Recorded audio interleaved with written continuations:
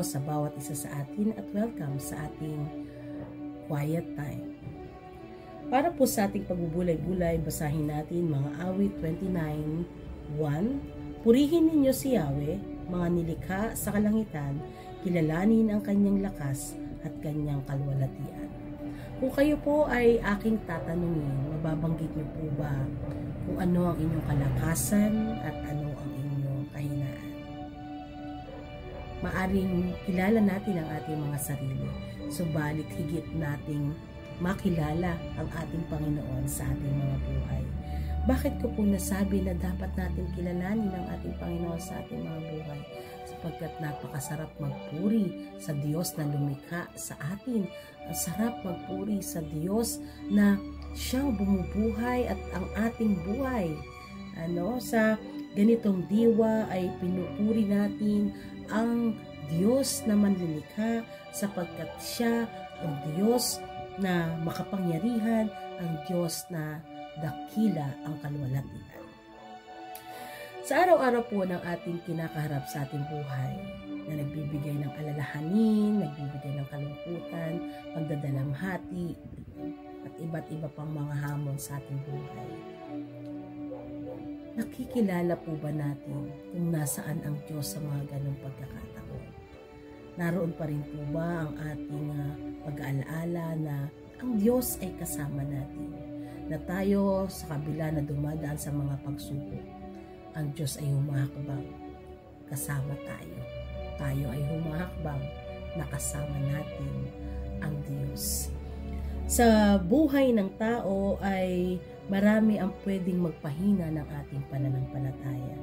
Subalit sa ganitong diwa ng mga hamon ay lalo tayong magkaroon ng pagnanais, ng paghahangad na lalong lumapit sa ating Panginoon at papurihan siya. Sapagkat may mga tao na pag nakakaranas ng mga pagsubok, hindi na magawang manalangin.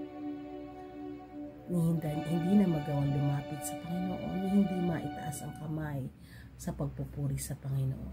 Mga kapatid, the more tayong dumadaan sa mga baku-bakong landas, tayo ay dumadaan sa matinding pagsubok. Higit nating makita ang liwanag ng pag-ibig sa iyong buhay, sa ating buhay, na ang Diyos ay hindi tayo iniiwan ni pinababayaan man.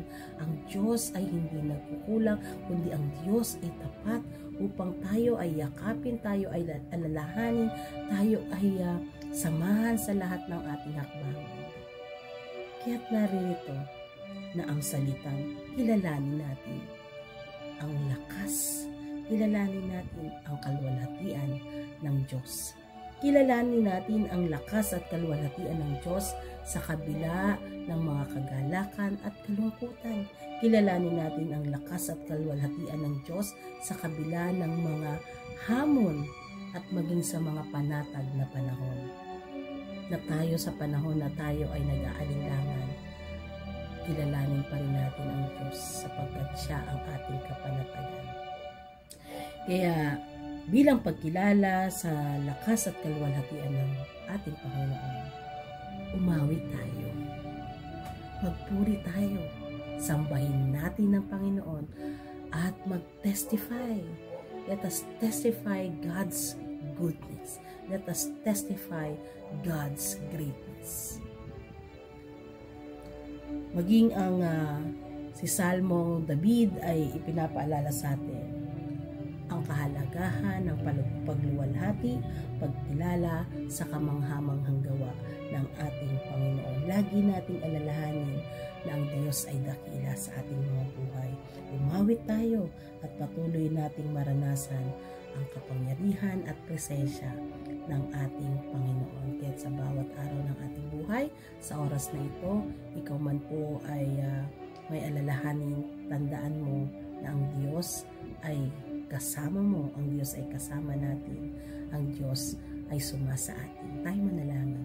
Dakilang Diyos at makapangyarihan sa lahat, maghari ka po sa aming mga buhay. Sa oras na ito, kinikilala namin ang iyong kalwalhatian, ang inyong kapangyarihan, ang iyong kadakilaan, sapagkat ikaw ang Diyos na hindi nagbabago, ang Diyos na nananatili, na matibay at nananahan ang pangako sa amin lahat. Salamat po sa dakilang pag-ibig mo.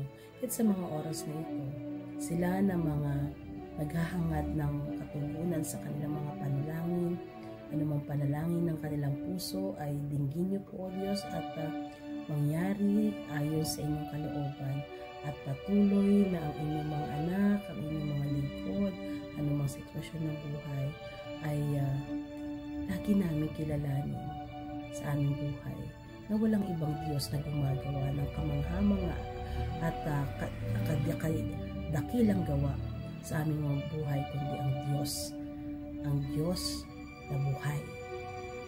Maraming salamat po, Panginoon. Puspusin niyo po ng pag-ibig ang bawat isa sa amin at patuloy na maranasan namin ang kapayapaan, ang kapanatagan at ang kagalakan sa aming puso, sapagkat Ikaw ang Diyos na sumasa amin. Purihin ko, Diyos, ito ang aming dalangin sa tanging pangalan lamang ni Jesus. Amen. Mga kapatid, patuloy tayong magpuri sa Panginoon at ipatotoo ang kanyang kadakilaan. God bless everyone.